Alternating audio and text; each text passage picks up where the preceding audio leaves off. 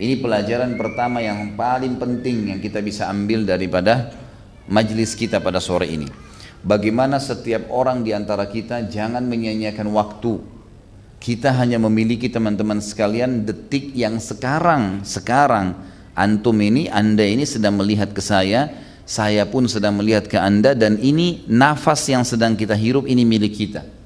Selebihnya kita nggak punya sama sekali. Tidak ada jaminan kita masih hidup 1 menit ke depan, 2 menit ke depan, apalagi sehari ke depan. Tidak ada jaminan sama sekali.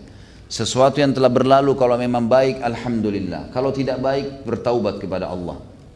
Tinggal bagaimana seorang muslim kalau dia masih bisa bernafas, yang dia cari adalah peluang apa yang merupakan bakat dalam dirinya untuk menjadi sesuatu yang dia khidmahkan buat agamanya. Apa saja. Mungkin setiap orang di antara kita punya potensi berbeda-beda. Mungkin seperti itu. Kita misal lihat Abdullah bin Umar, nanti kita akan bahas dalam kehidupan beliau. Beliau melihat hampir semua amal saleh yang dikerjakan, semua sahabat kerjakan. Maka mereka coba mencari apa yang tidak umum dikerjakan orang. Yang Abdullah bin Umar lakukan adalah, beliau kalau mau sholat selalu keluar awal waktu, belum waktu sholat, keliling Madinah, semua rumah orang diketukin. Sholat, sebentar lagi waktu masuk, sholat, sebentar lagi, sambil ke masjid, tapi dia mutar. Ini enggak semua orang kerjakan. Dia menganggap ini celah yang saya bisa punya nilai plus di situ, di sisi Allah Subhanahu Wa Taala, maka dikerjakan sama dia. Sama kasus tadi tokoh kita Zaid bin Thabit radhiyallahu anhu, beliau melihat jihad belum bisa, tapi saya punya kecerdasan, ditawarkanlah kepada Nabi SAW dan ternyata benar. Sisi yang lain teman-teman sekalian, setiap orang di antara kita cerdas. Jangan pernah merasa diri bodoh, kecuali memang dasarnya lahir dalam kondisi cacat. Kalau tidak, waktu kita sama semua 24 jam, otak kita sama komposisinya. Bahkan urat-urat sarafnya posisinya sama. Mata kita sama 2, telinga kita sama 2, tangan kita dan kaki kita sama 2. Kita juga punya jantung dan hati masing-masing 1.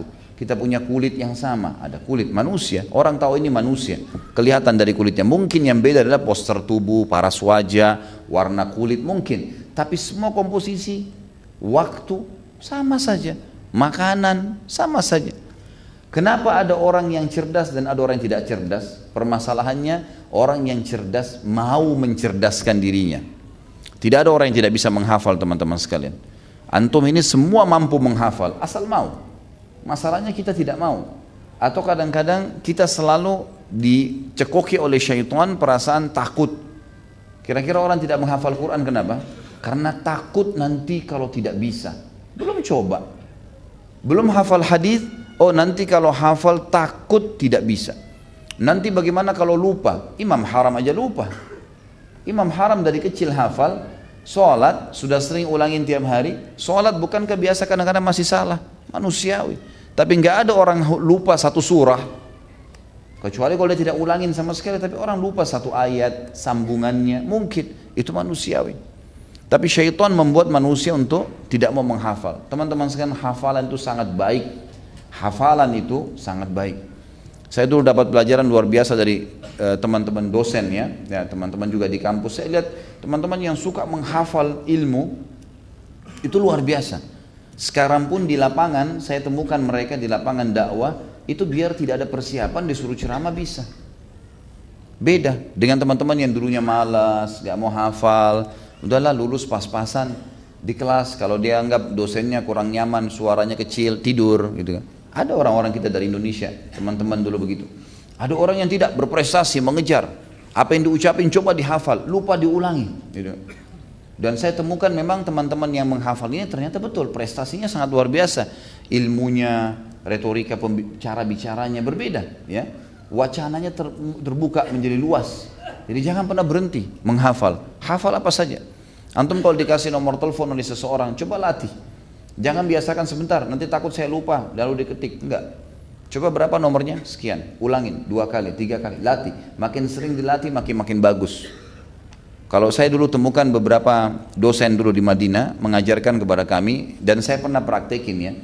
Selain memang melatih biasa menghafal dan kita paksakan menghafal dan mengulanginya, apa saja kita coba hafal, itu sangat bagus. Otaknya akan terbiasa untuk itu. Sisi yang lain, mereka kalau di Madinah mengkonsumsi kismis. Saya pernah tanyakan kepada salah satu ayahnya dosen kami dulu. Ada seorang doktor di kuliah syariah, sering ajak kami mahasiswa Indonesia buka puasa di rumah beliau. Nah sering kadang-kadang kalau tiba menjelang buka puasa di bulan Ramadan, itu disiapkan makanan khusus. Kemudian nanti kalau Isya dan sholat tarawih kami akan ke Masjid Nabawi. Maka saya temukan sendiri orang tua beliau dan menceritakan kepada kami bagaimana orang-orang Badui itu biasanya membuat anak-anaknya mengkonsumsi ya, kismis itu, dan pengaruhnya besar ya, pengaruhnya besar. Saya kadang-kadang dulu coba praktikin, saya juga tidak tahu sih seberapa besar pengaruhnya kepada jiwa saya, tapi pada diri saya. Tapi saya biasa kalau mau ujian, saya beli kismis sekilo, kemudian saya sering makan-makan gitu kan. Tapi saya rasakan memang Allahu a'lam, apakah memang karena saya paksakan diri, tentu pertama karunia dari Allah SWT. Ya, atau saya paksakan diri, atau memang ada juga pengaruh daripada itu. Tapi kita bersangka baik dengan Allah Azza wa Jalla, ternyata berpengaruh. Dan saya lihat teman-teman, karena seringnya dulu saya paksakan diri menghafal, sampai saya lihat sendiri hasilnya. Apa yang mungkin kalau saya lagi ngomong sama teman-teman saya yang dulu sekolah pun, baik itu orang dari Indonesia atau orang dari tempat lain, saya bilang, masih ingat gak dulu pernah ada dosen bicara masalah ini? Mereka lupa, kapan ya? Yang mana ya? Saya masih ingat tuh. Mungkin karena terbiasanya mau menghafal ya, terbiasanya mau menghafal itu penting sekali. Dan ini kita ambil pelajaran dari tokoh kita. Yang kedua adalah fadilah menuntut ilmu. Masuk dalamnya menghafal, menulis dan menguasai. Ada pepatah bahasa Arab berbunyi, al-ilmu fis suduri la fis sutur. Ilmu itu yang ada di dalam hati dan bukan di tulisan. Kita harus menyatukan tiga hal ya, pada belajar itu ya, menghafalnya, menulisnya, dan menguasainya. Jadi ditulis, hafal, terus dikuasai itu apa yang sedang ditulis tuh. Itu sangat berpengaruh dan sangat ditekankan bagi semua penuntut ilmu. Jadi teman-teman jangan juga meninggalkan tulisan. Setelah hafal ada tulisan. Kenapa Al-Quran teman-teman sekalian kita disuruh hafal, tapi bagi penghafal Al-Quran pun disuruh untuk baca Al-Quran. Baca, walaupun sudah hafal.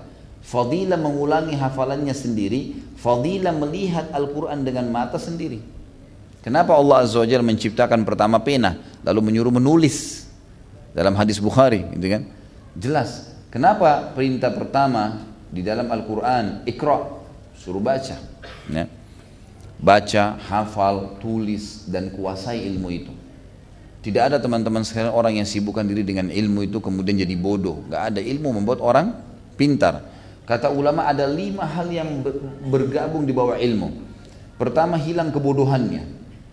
Yang kedua, hilang keraguannya. Ya. Yang ketiga, tertinggikan derajatnya. Yang keempat, harum namanya. Dan yang kelima, akan bertambah kaya dia. Orang punya ilmu itu terbuka semua. Terbuka semua. Maka jangan pernah teman-teman sekali membatasi diri dengan ilmu, terutama dengan hafalan.